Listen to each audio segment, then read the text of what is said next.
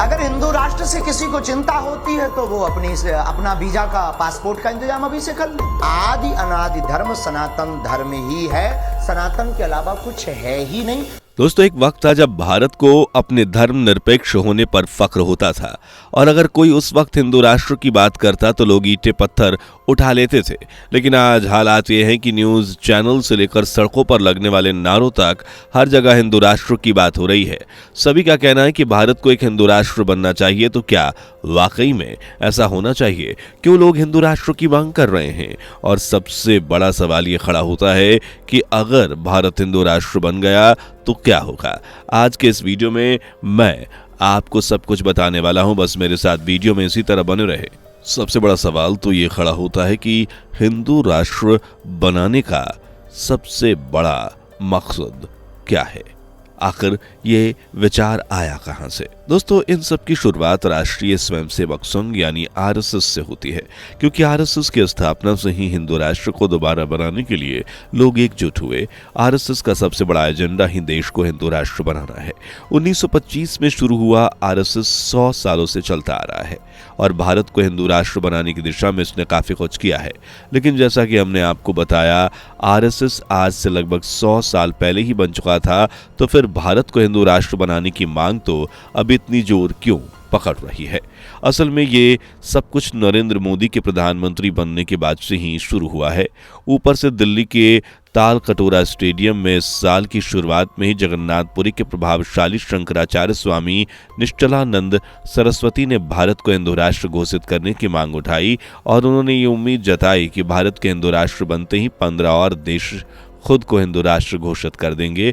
और जब इस मामले ने जोर पकड़ा तो कई सारे जानकारों ने अपनी अपनी राय देनी शुरू कर दी, जिनमें से अधिकतर लोगों का कहना है कि वो दिन दूर नहीं जब भारत हिंदू राष्ट्र बन जाएगा और जमीनी तौर पर इसकी शुरुआत भी हो चुकी है। तभी तो मुसलमान नाम पर बने शहरों और गलियों के नाम बदलकर योगी सरकार ने तो साफ कर दिया कि वो भारत को एक हिंदू राष्ट्र बनता हुआ देखना चाहते हैं। और तो और पिछले साल दिसंबर में नरेंद्र मोदी ने हर हर महादेव के गढ़ कहे जाने वाले काशी विश्वनाथ कॉरिडोर का भी उद्घाटन किया था। गेरुआ भेष में एक साधु की तरह उन्होंने गंगा में डुबकी लगाई थी और काल भैरव मंदिर में पूजा अर्चना की थी। वैसे भारत के संविधान पर नजर डाली जाए तो वो साफ कहता है कि जाति, धर्म और जेंडर के आधार पर कोई भेदभाव नहीं होना चाहिए, लेकिन नागरिकता संशोधन अधिनियम एक मुस्लिम विरोधी कानून की तरह देखा जा रहा है। इस अधिनियम के तहत पड़ोसी देश के प्रवासी अगर हिंदू, सिख या बौद्ध हुए तो उन्हें भारत की नागरिकता मिल जाएगी, लेकिन अगर वो मुस्लिम हुए तो उन्हें नागरिकता नहीं मिलेगी। हालांकि इसका भारत में रहने वाले मुसलमानों पर कोई असर नहीं पड़ेगा, लेकिन दूसरे राजनेताओं ने इस पर चिंता जताई है। इसे मुसलमान विरोधी कानून बताया है, इसलिए इस कानून के खिलाफ देश में कई सारे प्रदर्शन किए गए, जिसमें देश की जनता काफी गुस्से में हो गई। लेकिन कुछ लोग सरकार के इस फैसले से बड़े खुश भी थे।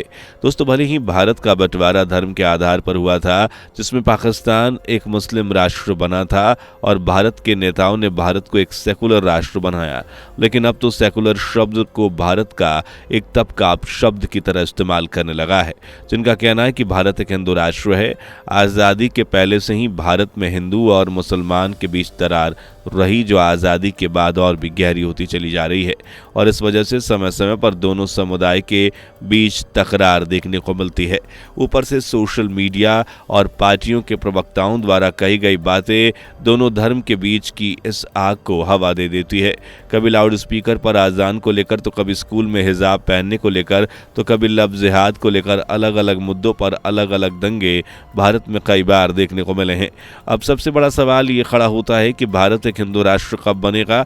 तो दोस्तों, इस बारे में कुछ पक्के तौर पर नहीं कहा जा सकता, लेकिन हिंदू राष्ट्र को सपोर्ट करने वाले लोगों का कहना है कि अभी हम लोग ट्रांजिशन के दौर से चल रहे हैं, यानी कि अभी बस शुरुआत हुई है। किताबों में छपी मुगलों की बातों से लेकर जगहों के बदले नामों तक ये कहना होगा कि हर एक चीज बदली जा रही है और धीरे धीरे लोगों की सोच बदल जाएगी और जिस दिन ऐसा हुआ उस दिन पूरी भारत में हिंदू राष्ट्रता लहराएगी, क्योंकि भारत एक हिंदू राष्ट्र कार्य करने से पहले बहुत सारा काम करना होगा, जिसके लिए सबसे पहले हिंदुओं के बीच एकता होनी बहुत ज़रूरी है।